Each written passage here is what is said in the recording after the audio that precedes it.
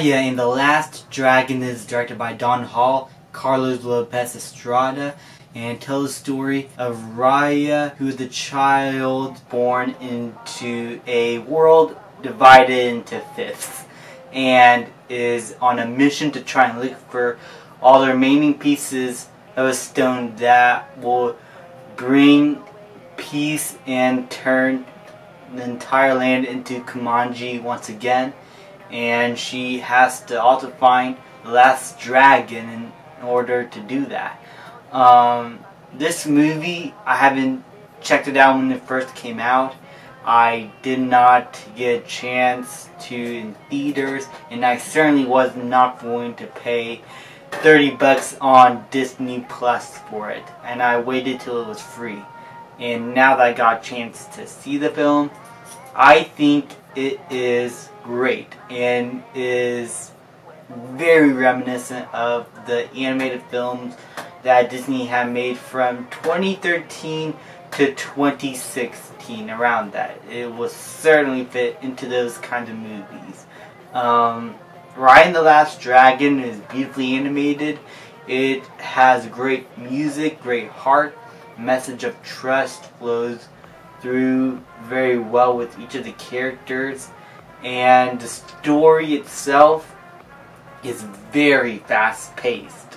The pacing of this movie and the editing helping that pace is consistently quick, and sometimes those quick moments don't give you enough time for you to linger on with the characters and what they're thinking as much as you think it would. Or maybe it does linger a good amount, and it does, but sometimes because of that fast pace in editing, it makes those moments feel like they just went by very quick. And that's kind of my biggest issue with the film. The pacing is consistent, but it detracts a bit from the emotional elements of the film, in my opinion. The villains of this film, played by Gemma Chan, who is Namari in the film, she's great.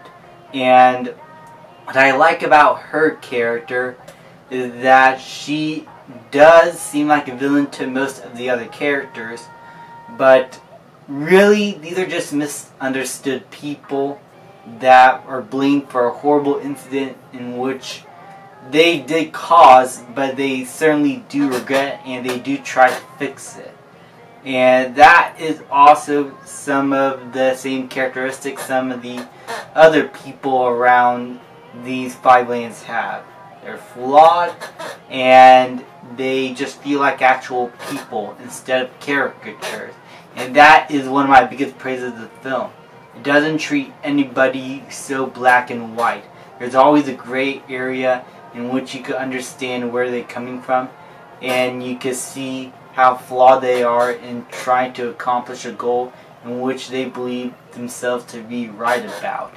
And seeing that journey with Raya and how she has to learn to trust some of the people that she doesn't, I think it makes her very interesting, because in the beginning we do see her as a very trustful person to a certain character, Namari, until when she's betrayed.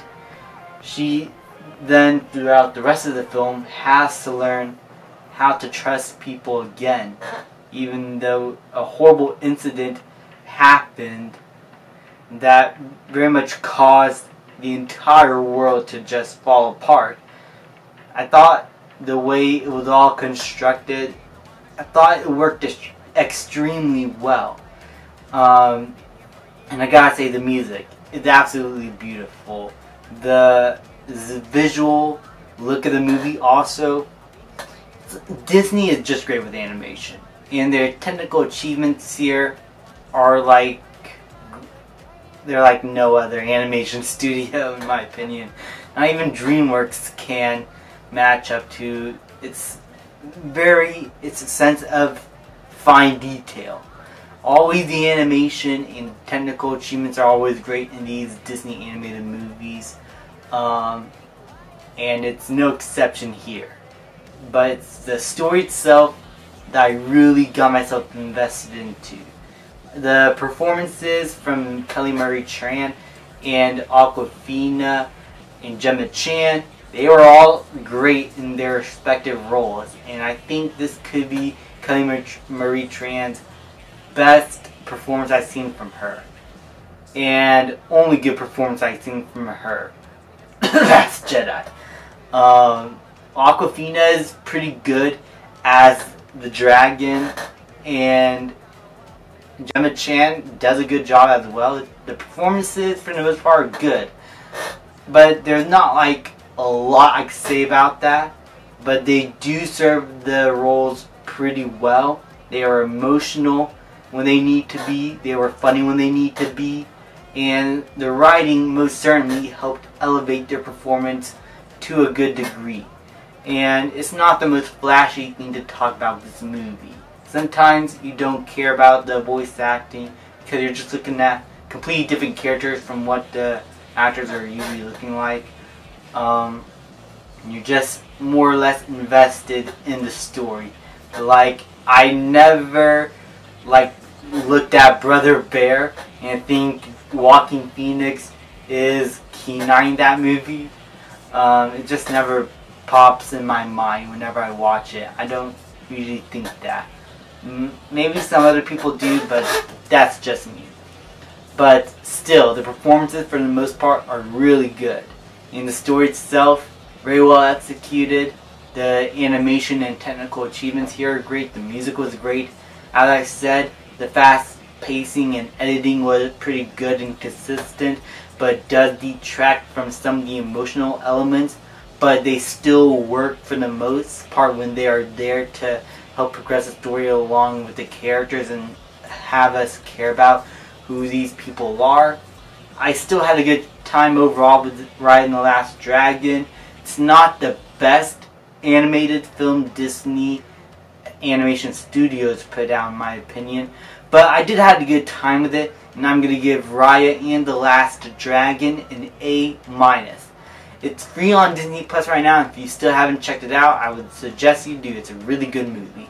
Thank you guys so much for watching. People like, subscribe, comment, and I'll see you guys next time.